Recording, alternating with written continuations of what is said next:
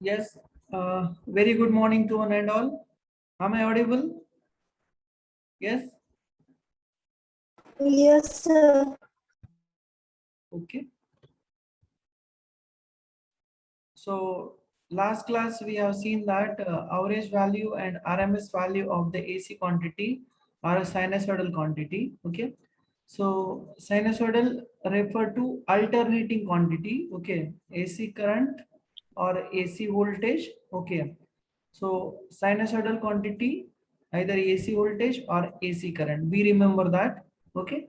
So for that AC quantity, we have seen that average value and RMS value. Okay. Since the alternating quantity, it is a time varying quantity. That's why we should know the value of that particular alternating quantity at a particular instant. That value is known as instantaneous value. Okay. And uh, another value for the alternating quantity is maximum value. Okay. And third value, it is average value. Okay. And fourth one is the RMS value. Okay, so instantaneous value, maximum value, and average value and RMS value. These various four types of values for the alternating quantities we have studied in details. Okay, so instantaneous value is nothing but what? The value of alternating quantity at any instant. Okay, is nothing but the instantaneous value. Next, maximum value means what?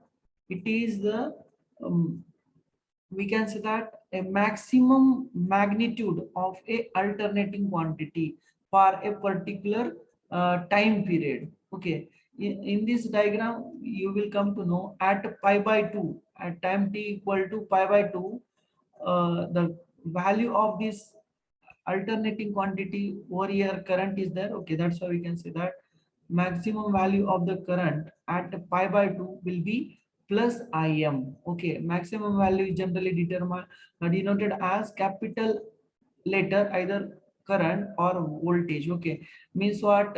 Capital I for the current and capital V for the voltage. Okay, to the suffix small m. Okay, this is the maximum value.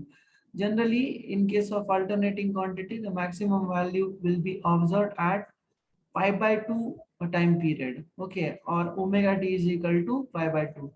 Next, third value for the alternating quantity we have studied in yesterday's class.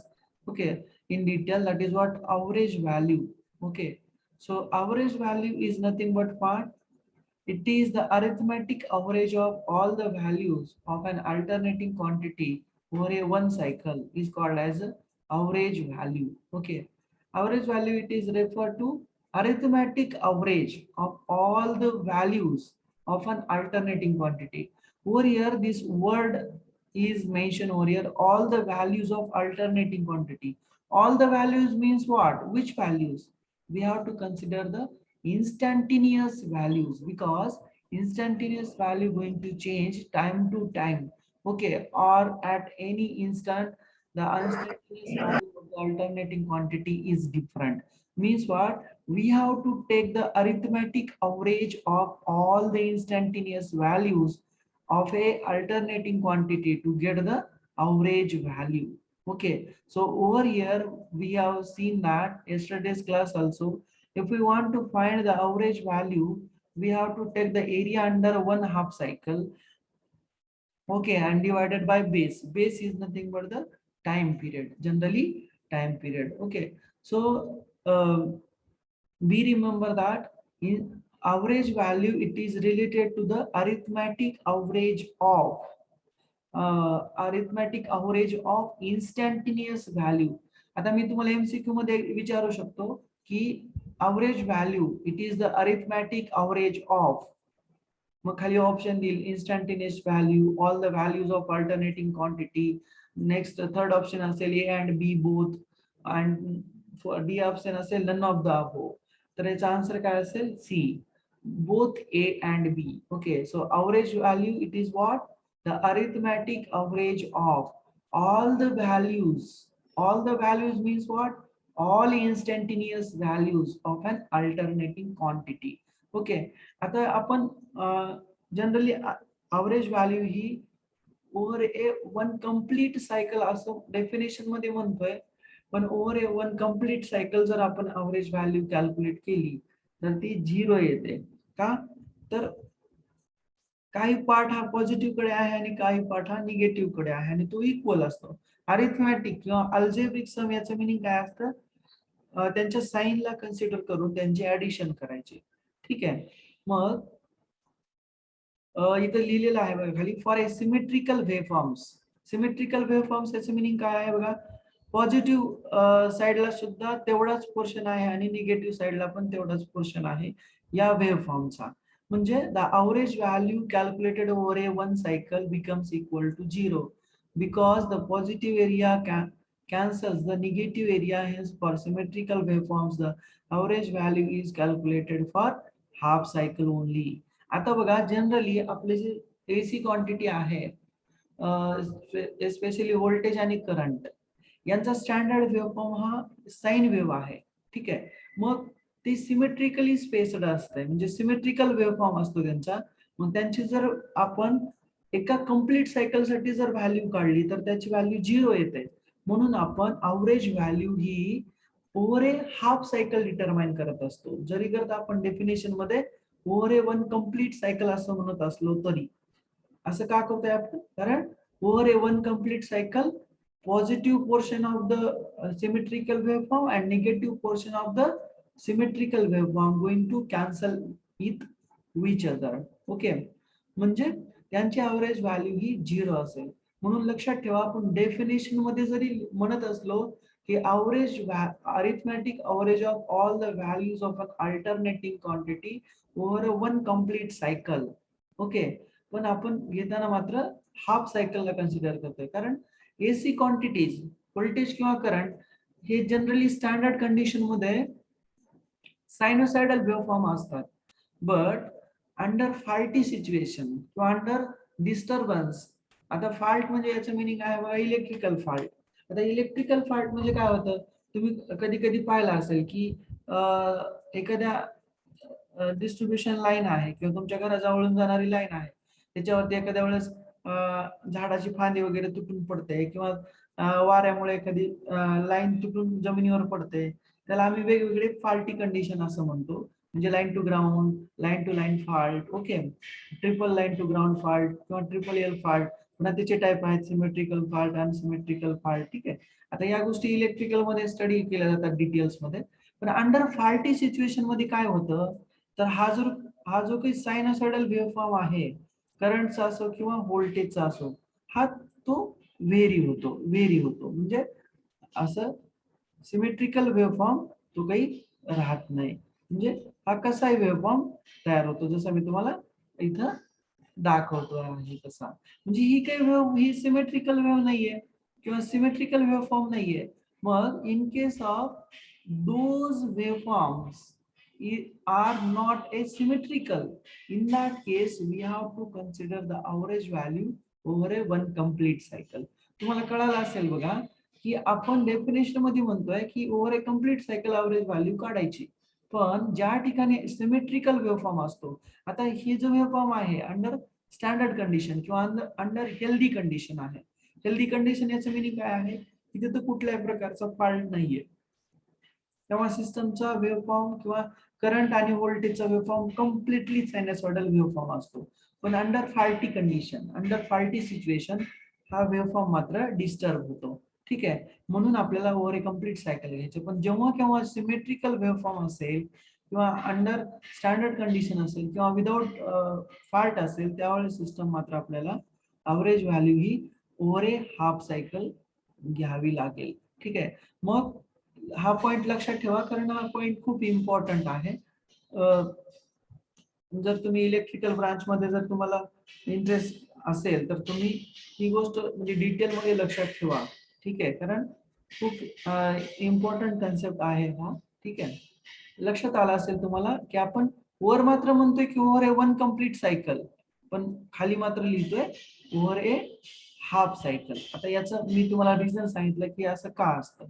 ठीक आहे. कारण मी तुम्हाला जर असं म्हणालो की for a symmetrical waveform the average value of sinusoidal quantity over a one complete cycle is dash dash dash 0 less than 0 greater than 0 असं मी काही ऑप्शन देऊ शकतो. ठीक आहे. तर तेव्हा तिथं तुम्हाला सिमेट्रिकल वेव्हफॉर्म म्हणलं वन कंप्लीट सायकल म्हणलं की तुम्हाला 0 ला हिट करायचं तिथं, तेव्हा तुम्हाला कंप्लीट मार्क मिळेल. ठीक आहे. अदरवाईज 0. मग लक्षात ठेवा हे असं का म्हटलेलं आहे त्यांनी. ठीक आहे. नेक्स्ट बघा, ॲव्हरेज व्हॅल्यू ही जनरली इन्स्टंटेनियस व्हॅल्यूशी रिलेटेड आहे. पुन्हा आपण इथं स्मॉल व्ही किंवा स्मॉल आय घेणार आहोत. Over a one complete cycle आहे म्हणून time period over a one complete cycle बघा 2π असतो आणि आपण काय म्हणतोय की हाफ सायकल साठीच आपण सिमेट्रिकल वेव्हफॉर्म साठी ॲव्हरेज व्हॅल्यू कॅल्क्युलेट करणार आहोत. तर तेव्हा आपल्याला 1/π, पाय हा काय आहे total time period for the half cycle, इथपर्यंतची व्हॅल्यू आहे बघा ही पाय. ठीक आहे. म्हणून आपण 1/π घेतलेला आहे आणि इंटिग्रेशनची लिमिट पण 0 to π घेतलेली आहे.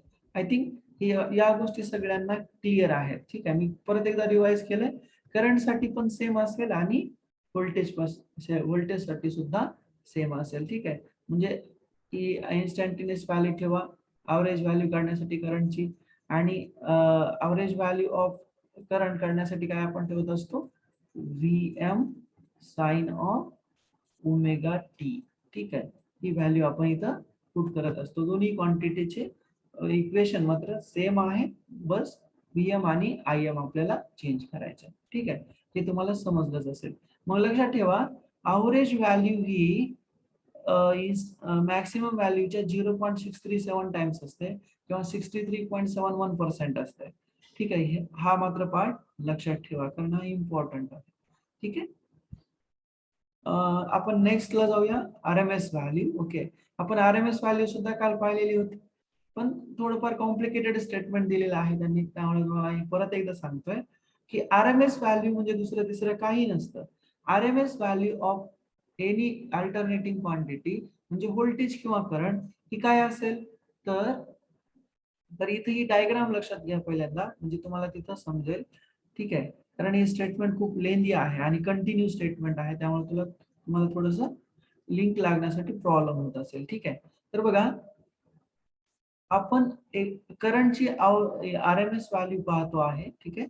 तर हा स्टेटमेंट मध्ये काय म्हणतोय बघा की एखाद्या सायनोसॉइडल क्वांटिटीची आरएमएस व्हॅल्यू म्हणजे काय असते तर एक रेजिस्टन्स आहे सपोज आर नावाचा, त्या रेजिस्टन्स मध्ये आयडीसी म्हणजे डीसी करंट चाललाय capital I to the suffix small DC, तो टी एवढ्या टाइम साठी चाललाय. आपण हे काल सुद्धा पाहिलेला आहे. ठीक आहे.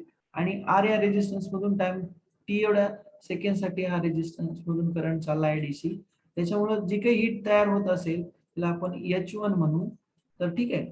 मग अशी अल्टरनेटिंग करंटची व्हॅल्यू की त्याच्यामुळे सुद्धा या रेजिस्टन्स मध्ये डेव्हलप होणारे जी काही हीट असेल तर ती इक्वल असेल. म्हणजे आपण काय म्हणूया H1 आणि H2 म्हणजे अशी सायनोसॉइडल करंटची व्हॅल्यू की ज्याच्यामुळे तेवढ्याच अमाऊंट मध्ये हीट प्रोड्यूस होईल या रेजिस्टन्स मध्ये जेव्हा आपण ते करंट टाइम टी सेकंड साठीच या रेजिस्टन्स मधून फ्लो केलं तर. ठीक आहे. 30 सेकंड साठीच या रेजिस्टन्स मधून करंट फ्लो केलं तर म्हणजे RMS value of sinusoidal current is nothing but what?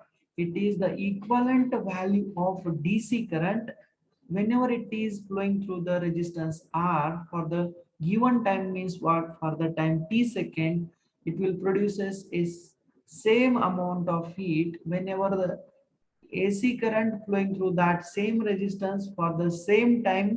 Okay. ही त्याची डेफिनेशन त्यांनी दिलेली आहे. ठीक आहे. आता बघा आरएमएस व्हॅल्यू मात्र आपण over a one complete cycle घेऊ शकतो.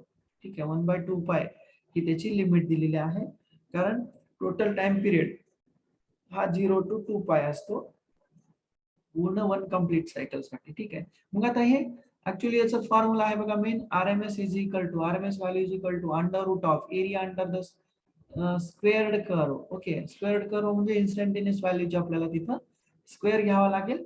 ठीक आहे. आणि बेस म्हणजे over a one complete cycle म्हणजे 2π. ठीक आहे.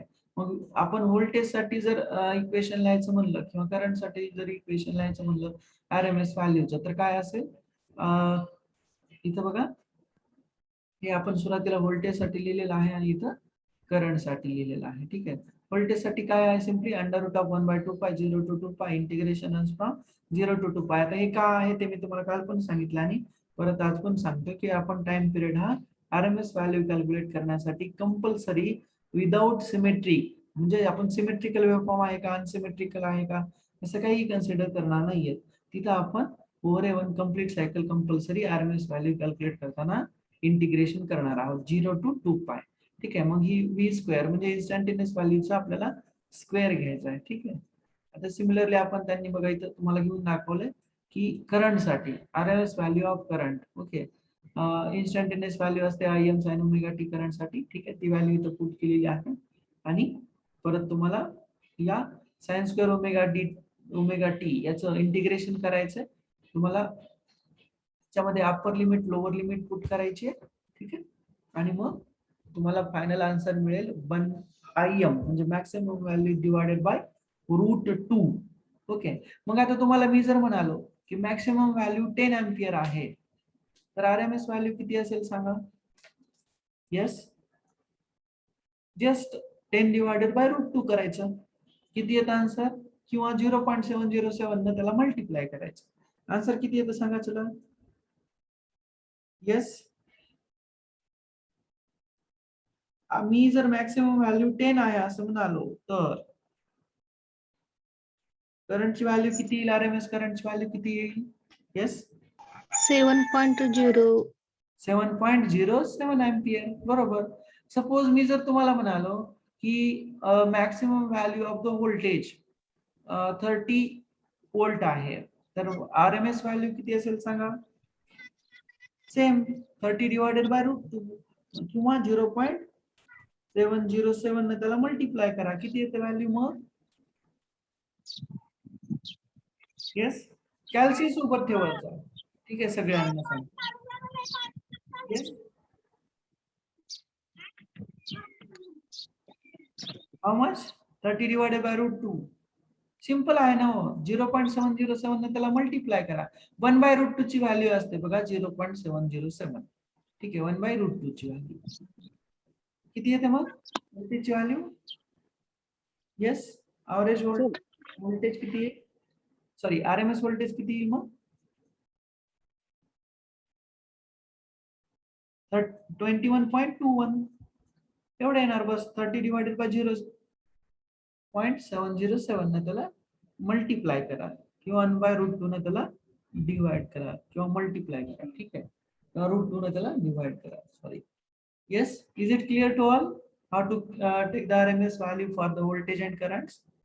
Okay, otherwise, yes, is it clear to all now? आता मला माहिती आहे सगळ्यांना त्या आरएमएस व्हॅल्यूच्या डेफिनेशन मध्ये कन्फ्युजन आहे. तर आरएमएस व्हॅल्यू करंटची काय असते की एक आर नावाचा रेजिस्टन्स आहे, त्याच्यामध्ये टी एवढ्या सेकंडसाठी जर आपण आयडीसी नावाचा डीसी करंट पाठवला, त्याच्यामुळे जर एच अमाऊंट एवढी हीट तयार झाली, तर आपण काय म्हणतोय की तेवढ्याच वेळासाठी आपण किती करंट पाठवू त्याच रेजिस्टन्स मध्ये, म्हणजे जेव्हा एच अमाऊंट म्हणजे same amount of heat produce होईल, ती जी काही व्हॅल्यू असेल करंटची त्याला आपण आरएमएस व्हॅल्यू म्हणणार आहोत. तर आरएमएस व्हॅल्यू ही कंपॅरेटिव्ह टू डीसी करंट असं काढली जाते. ठीक आहे. लक्षात ठेवा.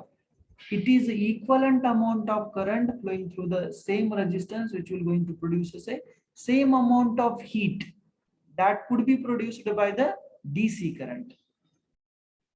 Okay, I think it is clear to all. Is it clear? Yes, समजलंय का. Yes, RMS value त्याची डेफिनेशन जाऊ द्या. तुम्हाला डेफिनेशन कुठे तुम्हाला आता हँड रिटन एक्झामिनेशन द्यायची नाहीये. एमसीक्यू मध्ये हा फॉर्म्युला महत्वाचा आहे. ठीक आहे. Maximum value divided by √2. Suppose मी तुम्हाला जर एव्हरेज व्हॅल्यू दिली तर तुम्ही आरएमएस व्हॅल्यू काढू शकता का. येस, मी म्हणालो की करंटची ॲव्हरेज व्हॅल्यू 10 अँपियर आहे. सिम्प्लिफिकेशन साठी मी 10 ही आन्सर घेत असतो. 10 हा डिजिट घेत असतो नेहमी. ठीक आहे. मी ॲव्हरेज व्हॅल्यू 10 आहे असं म्हणालो, तर आरएमएस व्हॅल्यू काढू शकता का तुम्ही करंटची? येस. ॲव्हरेज व्हॅल्यू मी किती म्हणालोय? 10 अँपियर आहे. तर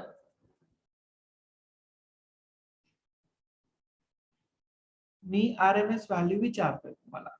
येस, किती येईल मग? येस, आरएमएस 10 व्हॅल्यू by किती येईल मग? 10/√2. येस, येस, आरएमएस व्हॅल्यू किती येईल रे? मी काय म्हणलं तुम्हाला? आता आपण हे न्यू एमसीक्यूच पाहतोय बरं का. ऍक्च्युअली एमसीक्यू असेच विचारले जातात. ठीक आहे. मी काय म्हणलं तुम्हाला? ॲव्हरेज व्हॅल्यू आहे करंटची. ठीक आहे. तर मला ते बरोबर लिहिता येत नाही. 10 अँपियर आहे ॲव्हरेज व्हॅल्यू. ठीक आहे. तर मी विचारतोय तुम्हाला करंटची आरएमएस व्हॅल्यू. बरोबर, किती असेल? येस, येस,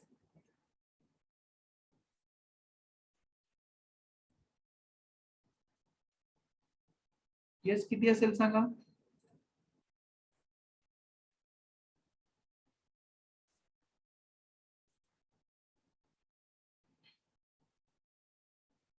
किती असेल?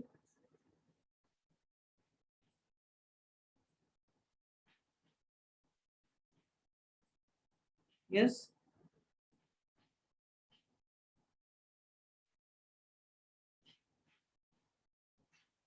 येस, किती असेल आरएमएस व्हॅल्यू करंटची? सिंपल आहे ना हो. बरोबर की नाही? बघा, कॅल्क्युलेट करा फास्ट. येस, किती असते? 7.07. येस, मोठ्याने बोला रे, थोडं मला आवाज येत नाहीये तुमचा. 7.07. ही कोणती व्हॅल्यू आहे? RMS. मी तुम्हाला ॲव्हरेज व्हॅल्यू दिलेली आहे, लक्षात ठेवा.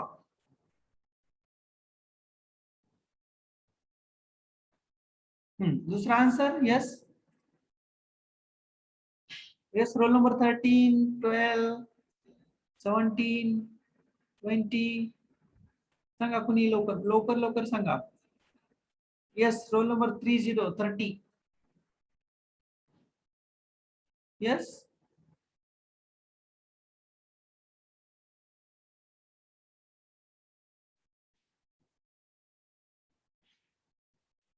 Yes, roll number 41. हे बघा, बोलत चला तुम्ही, सकाळी सकाळी उगा हे करत जाऊ नका. येस, किती येते व्हॅल्यू सांगा?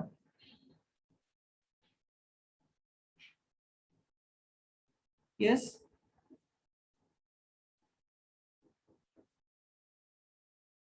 Yes, roll number 8. I hope you have calculated. Yes, roll number 9, 10, 11. कसं रे, बोला जा थोडं. 7.07. येस, कोण बोलताय? Role number 9. ओके, किती म्हणताय? 7.07.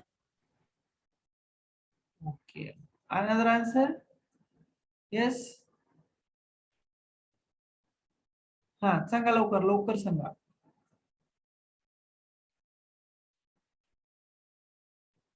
मी कोणती व्हॅल्यू दिली तुम्हाला? ॲव्हरेज व्हॅल्यू दिली आहे. मी मॅक्सिमम व्हॅल्यू दिली आहे का तुम्हाला करंटची? नाही दिली. म्हणजे तुम्हाला काय करावं लागेल? ॲव्हरेज व्हॅल्यूचा फॉर्म्युला यूज करून मॅक्सिमम व्हॅल्यू काढावं लागेल. आणि मॅक्सिमम व्हॅल्यू माहित झाली आपल्याला, की आपण मग इझिली आरएमएस व्हॅल्यू काढू शकतो की नाही? मग ॲव्हरेज व्हॅल्यू दिलेली आहे, आपल्याला माहिती आहे ॲव्हरेज व्हॅल्यू काय असते.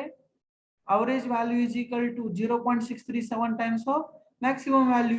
मग ॲव्हरेज व्हॅल्यू माहिती आहे आपल्याला, मग 0.637 ला डिवाइड मध्ये आणा, म्हणजे 10 डिवाइडेड बाय 0.637 म्हणजे तुम्हाला मॅक्सिमम व्हॅल्यू मिळेल.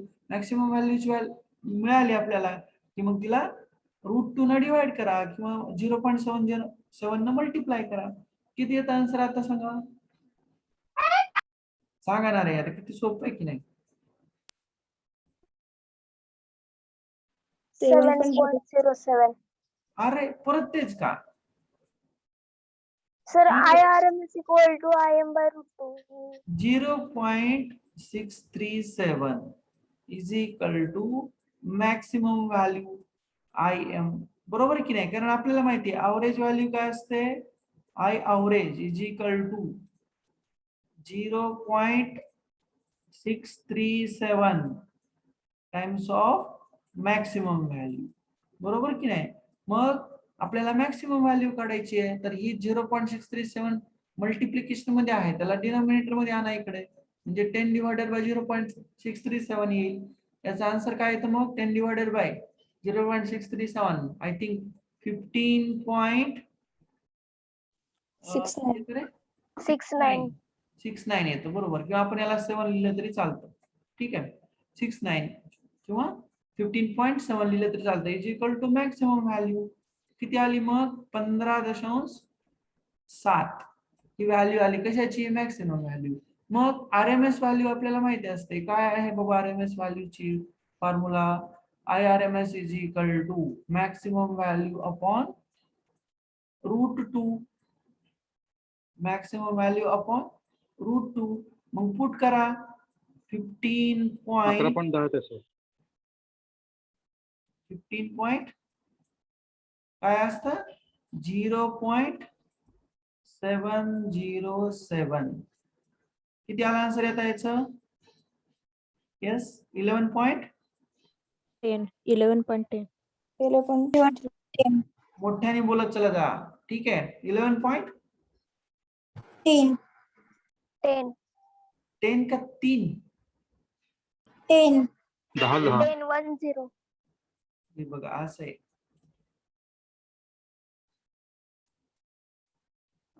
मग आता ऑब्झर्व करायचं काय? या व्हॅल्यूज तुम्हाला काय दिसून येतो? Maximum value 15.69, average value 10 ampere, RMS value 11.10 ampere. मग आपण आता इथं असं म्हणू शकतो, काय म्हणू शकतो आपण? Maximum value is greater than RMS value. RMS value is greater than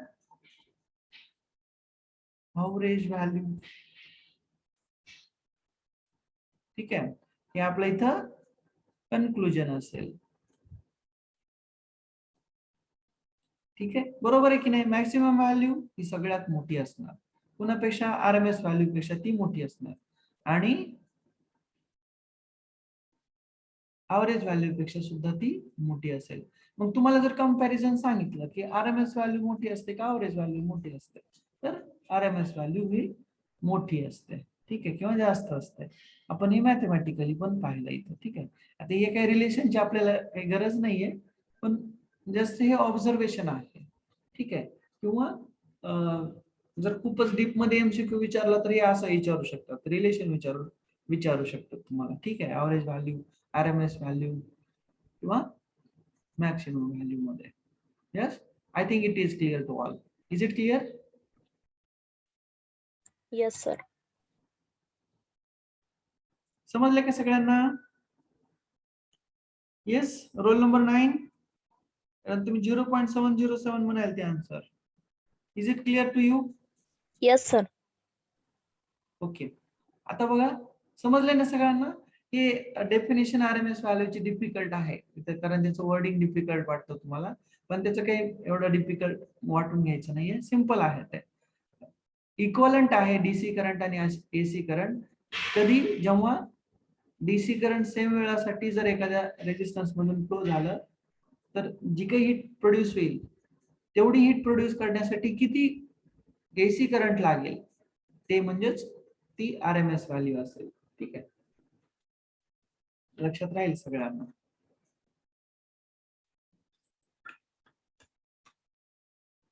मग आता मी RMS value, average value, maximum value मध्ये काय लक्षात ठेवलं? त्यांचा inter conversion. Okay, inter conversion म्हणजे average to maximum value, maximum to RMS value, RMS value to maximum value and vice versa. म्हणजे तुम्हाला कोणती व्हॅल्यू दिली ही तिन्ही पैकी, तर तुम्ही या बाकीच्या दोन्ही व्हॅल्यू काढू शकता की नाही. तुम्हाला मी मॅक्सिमम व्हॅल्यू दिली, RMS व्हॅल्यू काढू शकता, अवरेज व्हॅल्यू काढू शकता. तुम्हाला मी RMS व्हॅल्यू दिली तर तुम्ही मॅक्सिमम व्हॅल्यू काढू शकता आणि अवरेज व्हॅल्यू काढू शकता. तुम्हाला मी अवरेज व्हॅल्यू दिली तर तुम्ही RMS व्हॅल्यू काढू शकता आणि मॅक्सिमम व्हॅल्यू सुद्धा काढू शकता की नाही. बरोबर की नाही, पटते सगळ्यांना. येस. या तिन्हीपैकी कोणती एक व्हॅल्यू जरी तुम्हाला दिलेली असली तर तुम्ही या बाकीच्या दोन्ही व्हॅल्यू काढू शकता. Yes, is it clear? How? Yes, sir. Okay, may I move to the next? Yes. Yes, sir.